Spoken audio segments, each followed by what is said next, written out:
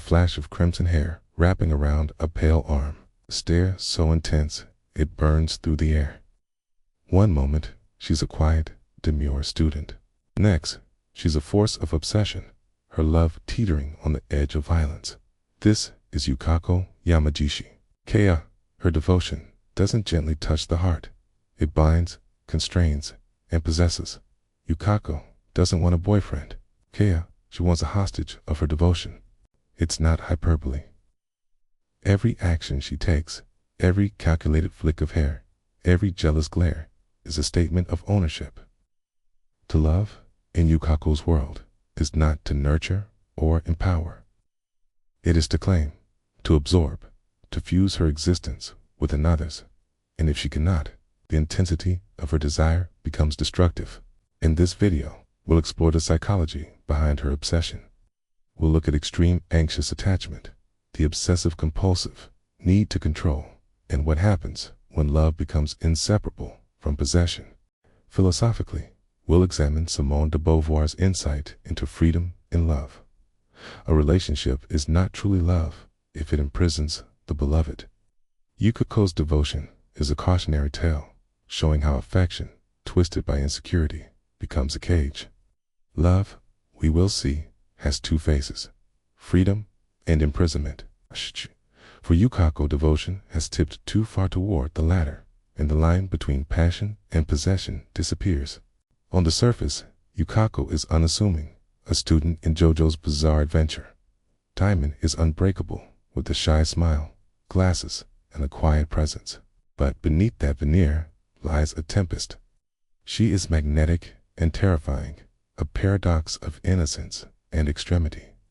The calmness of her exterior is a mask over a psyche driven by extreme attachment and the need to dominate emotionally. Her quirk, the supernatural manipulation of her hair, becomes more than just a tool. It is a literal extension of her emotional state, an expression of desire and control. When her hair wraps around her chosen target, it is not just a demonstration of power. It is the embodiment of obsessive possession. Hair, in her hands, is intimacy weaponized. It binds the object of her desire, limits freedom, and externalizes her internal compulsion to dominate.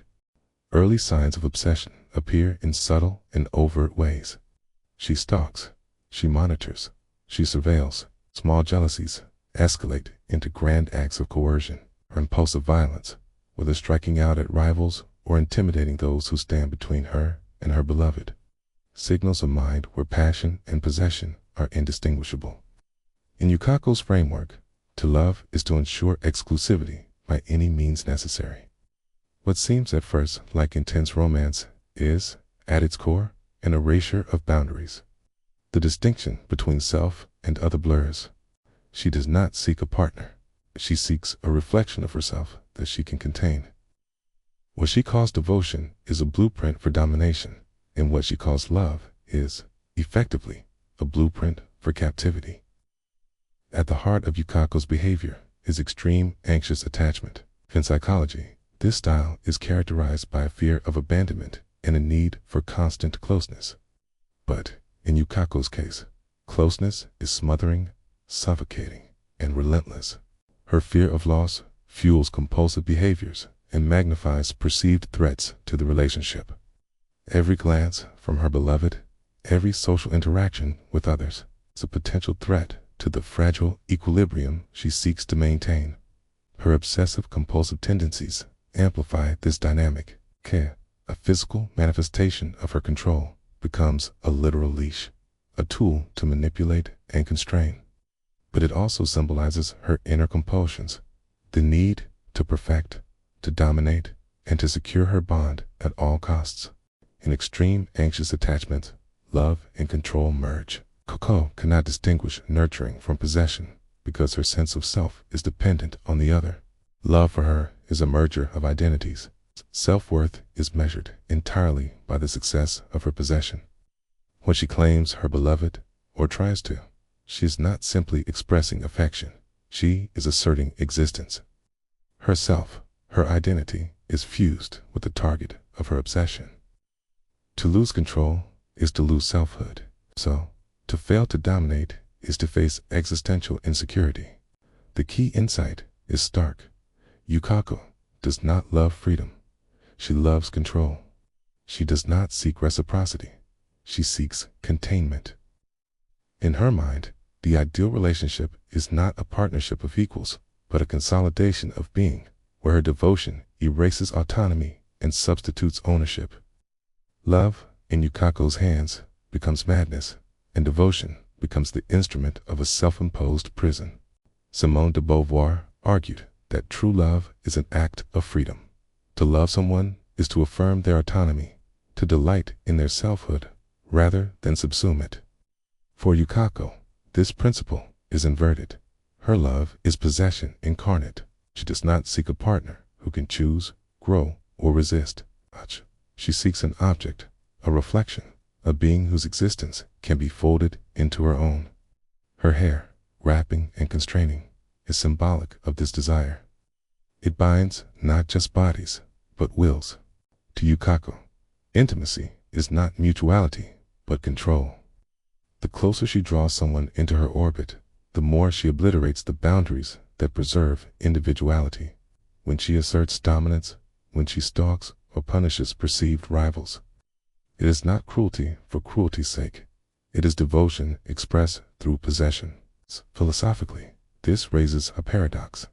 She loves in order to dominate, and she dominates in the name of love. Beauvoir warns that possession in love is inherently dehumanizing, both for the possessor and the possessed. Yukako's fervent acts of control ensure her beloved is never fully free, and in that enclosure, the vitality of love, spontaneity, choice, mutuality, dies. Her care is coercion. Her protection is imprisonment. The very devotion they should nurture becomes the architecture of a cage. Here, obsession is not merely psychological, it is existential. Her identity depends on containing another's existence. Every act of control reassures her self-worth.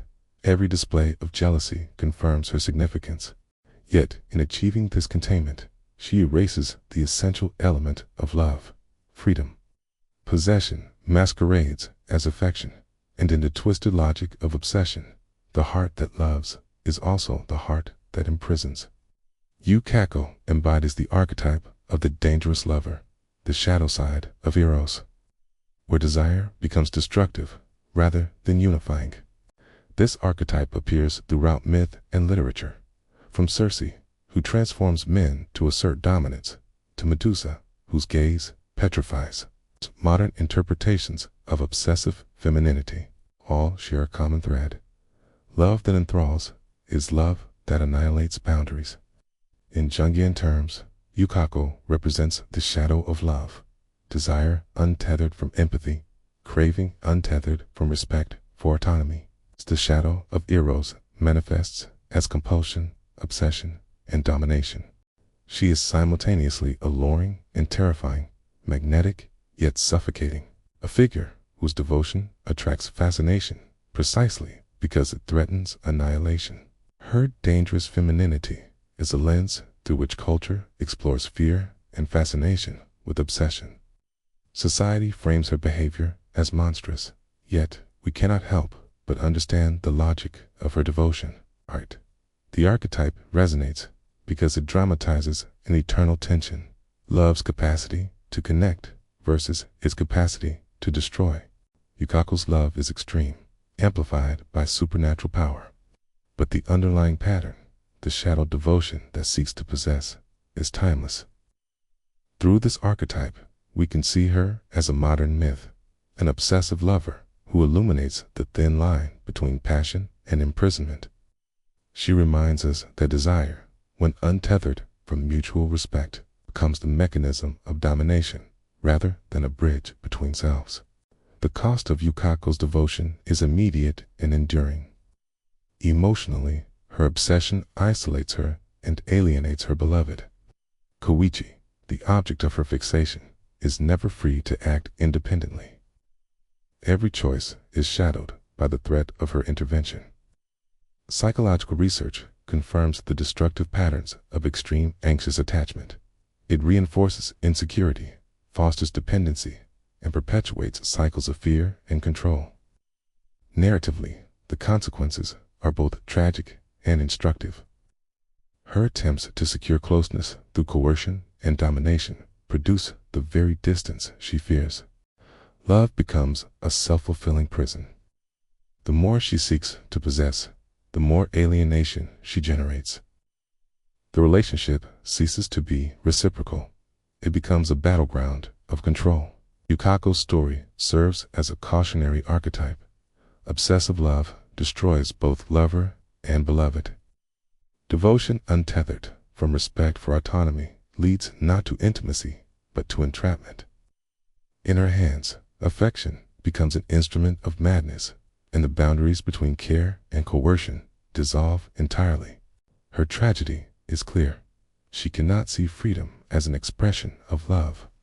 The intensity of her passion, once a potential source of connection, becomes a mechanism of suffocation.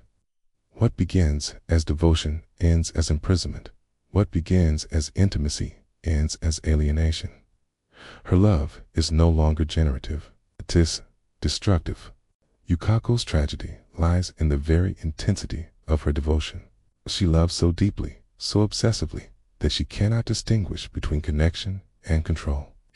In seeking to merge entirely with her beloved, she erases the individuality that makes love meaningful. Her passion, meant to bind hearts, instead constructs a cage.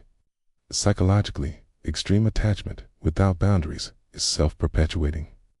Yukako's compulsions ensure that every act of care becomes coercion.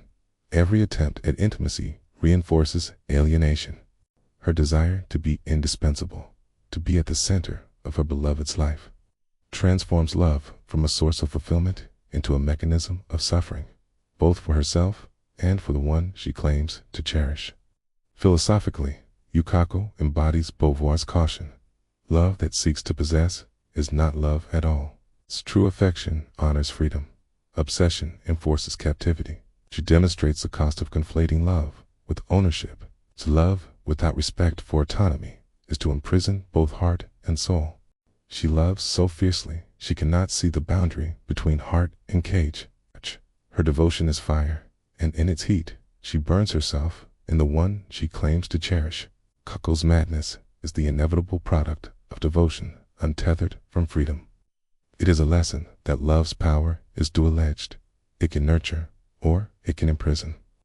When obsession replaces respect, when intensity replaces empathy, love becomes its own undoing. Yukako Yamagishi is more than an obsessive anime character. She is a psychological and philosophical mirror. She embodies extreme anxious attachment, the dangers of obsessive control, and the shadowed side of desire. Her love is a cautionary tale.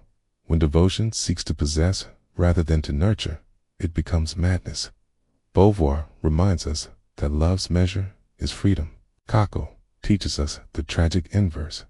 Devotion without respect for autonomy is a cage, not a connection.